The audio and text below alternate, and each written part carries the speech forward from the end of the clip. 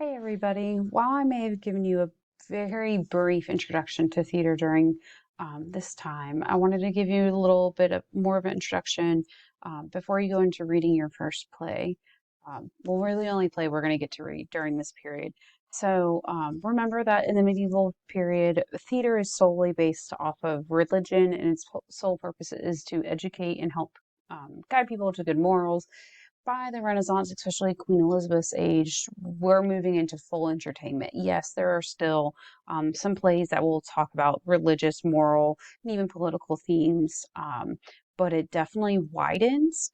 You start just getting stories for entertainment. You have romances, historicals. You get different type of tragedies, like a revenge tragedy, a villain tragedy, or even some of the history plays. Those would often be written in a way to try to like honor maybe royalty of like, oh, this is your ancestor and look at the good things they did. Not always, but sometimes that was the case. So theater is going to change drastically. And again, we actually start having some public, well, not public, yeah, public standing permanent theaters. So we're no longer in courtyards, we're no longer on pageant wagons. We're in a theater. Those are outside of the city to be free of censorship and other different issues going on at the time. But acting companies were attached to a nobleman because they needed pay and protection, but they really are devoted to the public in general and they want to entertain and connect that public. Um, and so you get to the first theater, which is the Red Line in 1567, 1576. You have the theater. Um, Possibly one of the most famous ones, the Globe Theater, and that one's famous because of Shakespeare and it does burn down, but they're all pretty similar in that they were oval in a way. I probably have a different word for it. Yeah, oval. Um, they had an unroofed yard because remember, there's no electricity, so their lighting was the sunlight. Very rarely did you have a play in the evening in these theaters. It would be during the day. Um, the lower class would stand. You would call them groundlings. Then you might have some seating going up from there. Also, when you went to the play, you went to be seen, not just see what was going on. There are a lot of issues with the theater. People don't like the crowd, the noise. They don't like that because it's during the day. People will leave work or school to go see this. And they also see it as as they start to a lot of immoral things, which makes sense when we think about a play like Dr. Faustus. Christopher Marlowe is our author of Dr. Faustus, and his name should sound familiar to you. Marlowe completely changes the scene of theater for this time. He only writes and exists in the theater world for 6 years, but in those 6 years, he does more amazing things than Shakespeare did in 6 years. So, a lot of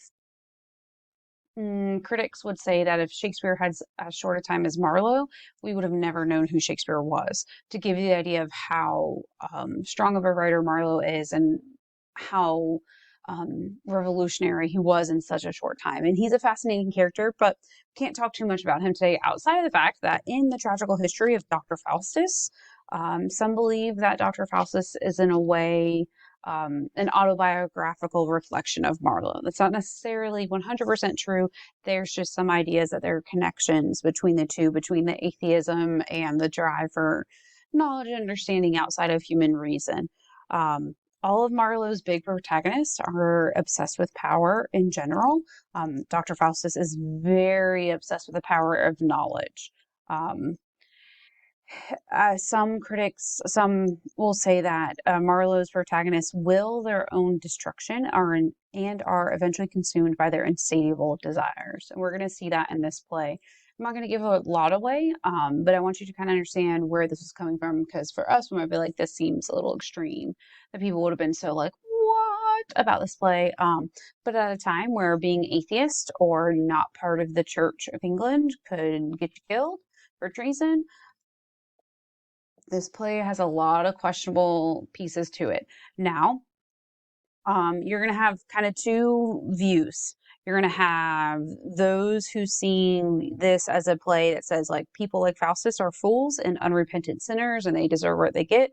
Or you could see it as Faustus is an inquisitive thinker, impatient with the state of learning in late medieval Europe, who was punished by God for trying to change humans. So it's more of like a humanist view of it, which is a big part of the Renaissance, that humans are capable of doing big things and like we need to find truth wherever that is. So you can take either view, and in reading Dr. Faustus, you're going to see that you could kind of defend either view, and it's ambiguous, seemingly on purpose, and it can leave us feeling a little like frustrated when we ask questions of like, did Faustus ever repent? Well, we don't have a clear answer for that, and that's actually where some of the fun comes into play because you get to think critically and look at different perspectives here.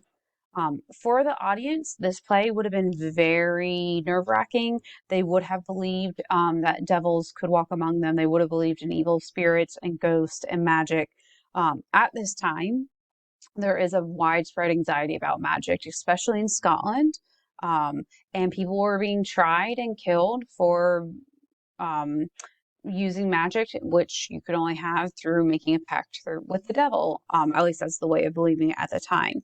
So it would have been a very intense play for them to go see. Um, and there are some writings that say that when they put on this play, spooky things did happen, like extra devils appeared on the stage that they didn't account for, and they were that weren't listed in the actors of the program. So who did they come from? And like other mysterious things happened when Faustus is being performed. So would have led to that. Also in this play, you're going to see a strong theme of free will versus fate, which is another strong idea in the Renaissance period. So that's going to be explored in this. But this play may also remind you of Everyman, because there are a lot of elements in Dr. Faustus that can be derived from the medieval morality plays. We have pride leading to downfall. While Faustus is not every man in his knowledge or position, because he is a scholar, he does have a higher position in society. He is like every man who has to face reckoning in front of God.